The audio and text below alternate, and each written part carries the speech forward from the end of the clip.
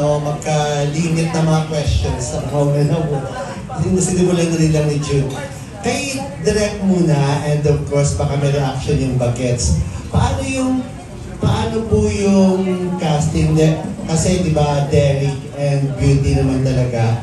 Itong si, I forgot, sino nga yung back?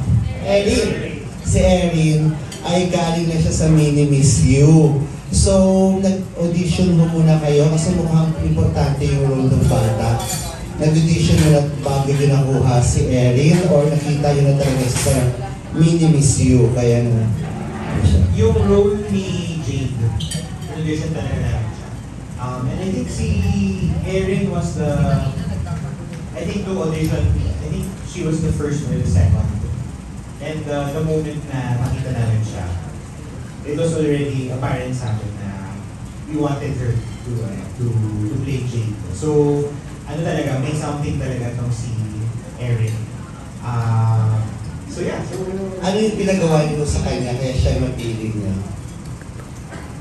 Si Erin kaya magsagot. Erin, kamusta yung experience? This is your first acting experience, di ba? Kamusta working with your co-stars? Lalo kay Tito Derry, kay Tita Beauty. Kamusta?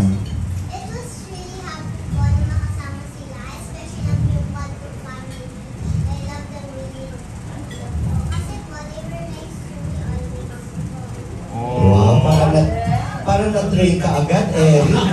Sakit na showbiz, ha? Grabe kayo, ma'am. Choose to be kind, Pero Gorgie. natatakot ka sa mga scenes na ginawa. Ano yung pinaka-nakakatakot na nagawa mo? Hindi yun na-relate. Sobrang professional yun. Ka raw? Oo. Natakot ka?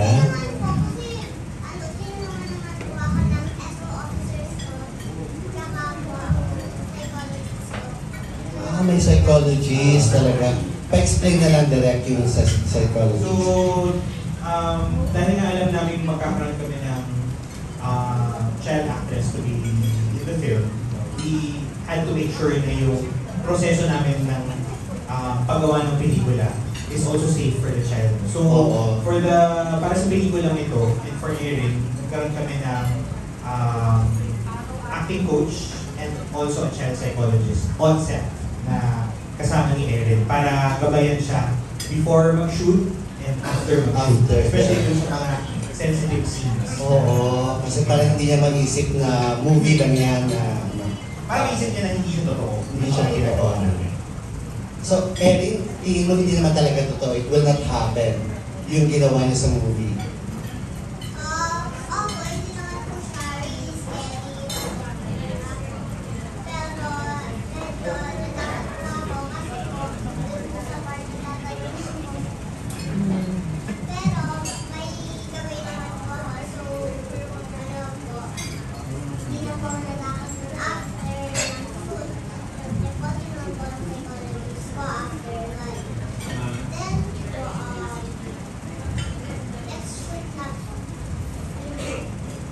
Alam mo, sa shooting lang talaga yun. Yes, thank you.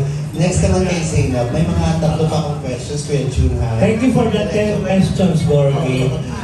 Kay Zainab, so, this is your first, di ba, acting experience, Zainab. Kamusta yung adjustment? Yun naman. Ano po, very challenging po kasi po sobrang new po niya sa akin. Parang every time humaharap ako sa camera, laging yung natural na ako lang. But this time, kailangan ko pong alalin yung character ni Loretta. And hopefully, nagalmanan ko naman and binigay ko naman po talaga lahat ng best ko sa character niya. Sino madalas mo ka-eksena dito? Actually, may eksena po kami Sir Derek and ni Eric. Ayun. Meron po na si Nico. Siyempre si Nico. Abangan niyo na lang kung ano po siya. Nico, paano mo inalalayan yung mga bago pa lang sa si Eric at si Zainab, paano mo silang inalalayan? Si Zainab, hindi ko na inalalayan. Galing kami sa eksena niya. Sobra. May isang eksena siya na naluha siya ng isang mata. Parang si Juday po. Wow! Ayun. Kasi Ikaw naman si Ryan. Hindi, magkapatid po kami dito. Tapos si Erin, napakagaling na bata. Kahit child actress siya, alam niya yung nuance ng veteran actor. So, galing.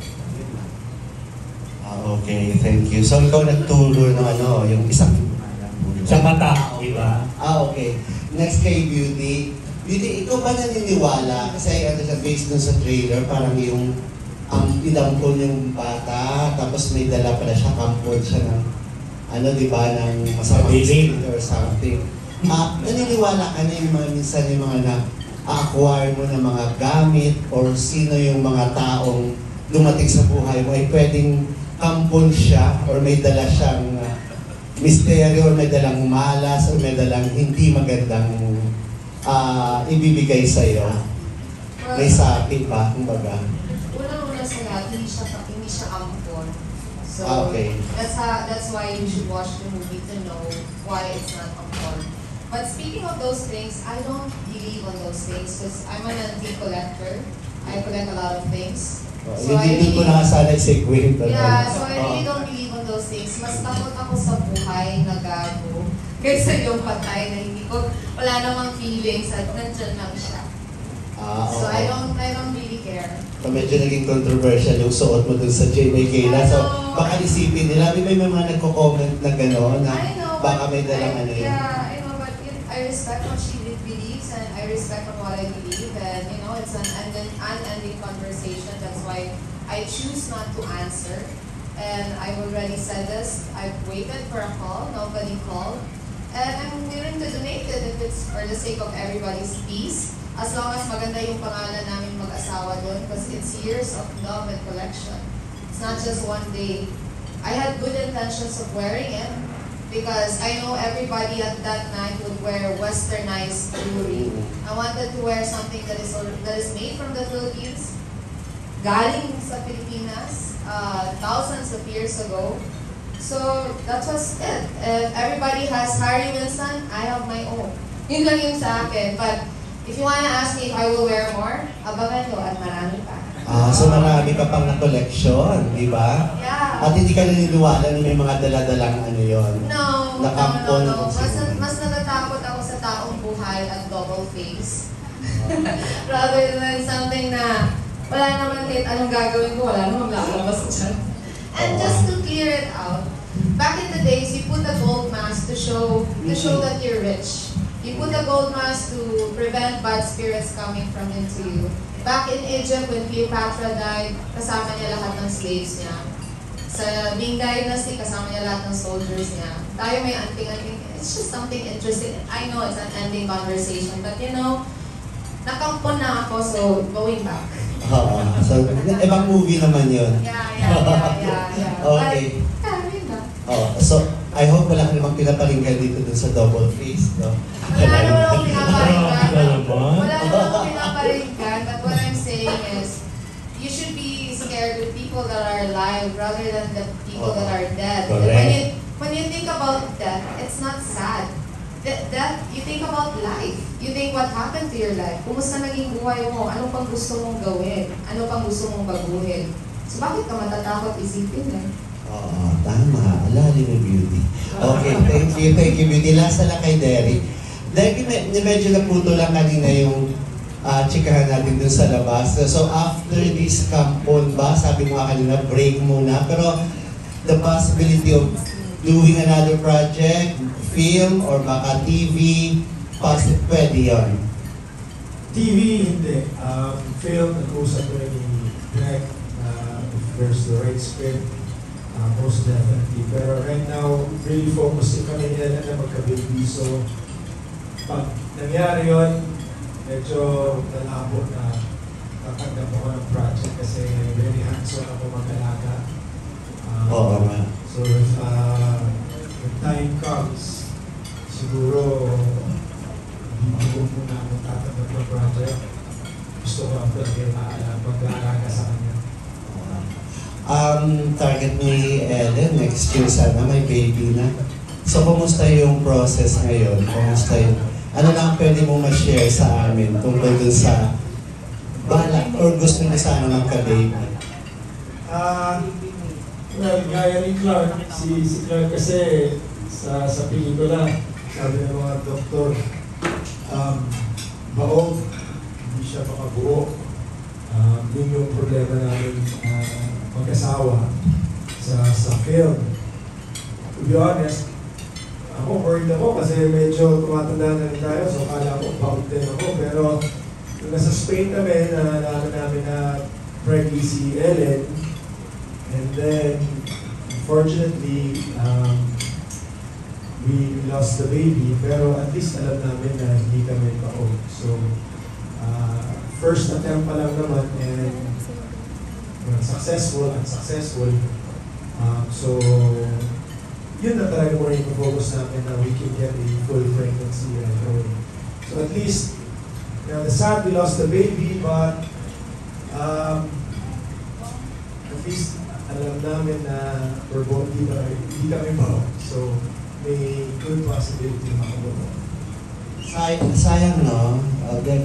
Pero, pwede ba lang ma-share nilang details sa pag-baby sana nila? Ilang weeks na siya? It was very quick. Like, nandun kami sa Spain for my mom's birthday. Delayed si Ellen. She's never delayed. So we knew something was up, and she got herself tested while we were there. So she was positive. Great gift for my mom, for us, and then nagsispotting na siya, and then eventually we lost the pregnancy. So nothing major, hindi na kailangan magpa-aspire or anything. It was still early on in the pregnancy, so a few weeks lang naman. So kakatanggal lang ng IUD niya. So hopefully next year. Sana. Pero kamusta si Ellen after that? She's okay. She's okay. Ako medyo lutang, pero malaking tinik din kasi hindi rin daw kung may problema ako, may problema siya. I guess, worry lang. Hindi naman kasi kami talaga nagtatry-try, makakatanggal lang yun ng IUD. And then, nakabuo na kagad, and then we lost it. But Ay, it's kind of... tuwampon. Okay, sige. Thank you. Thank you, guys. Okay.